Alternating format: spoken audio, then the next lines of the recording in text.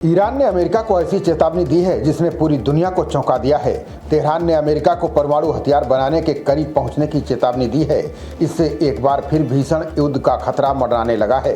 दुनिया भर के रक्षा जानकार इसे भयानक खतरे की आहट मान रहे हैं। 3 दिन पहले पीएम मोदी ने यूं ही नहीं देशवासियों से पेट्रोल, डीजल और गैस का इस्तेमाल सोच समझकर करने की अपील की थी।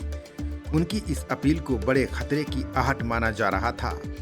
अब ये बात ईरान की धमकी से खुलकर सामने आ गई है कि ये युद्ध जल्द रुकने वाला नहीं है। बता दें कि अमेरिका ईरान युद्ध पर फिलहाल विराम लगा हुआ है। इस युद्ध में ईरानी supreme leader Ayatollah Ali Khamenei सहित कई शीर्ष नेता मारे गए, बल्कि ईरान के सैन्य संसाधनों को भी बड़ी क्षति पहुंची। अमेरिका और इजरायल को भी खासा नुकसान हुआ है।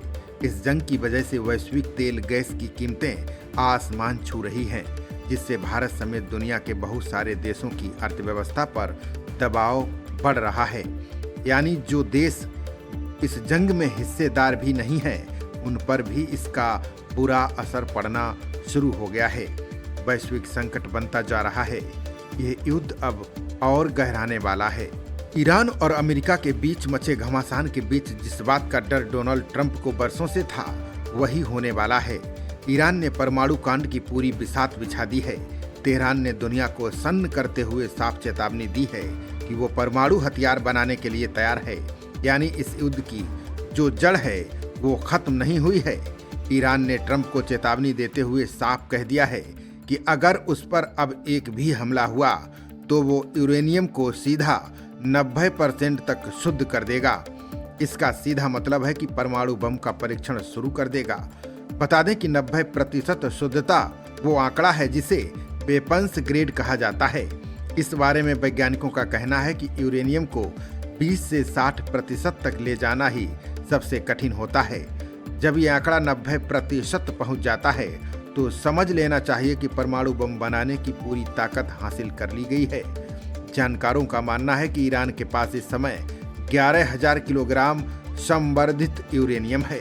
बता दें कि डोनाल्ड ट्रंप ईरान के इस खजाने को न्यूक्लियर डस्ट कहते हैं। वे इसे मिट्टी में मिलाने की कसम खा चुके हैं।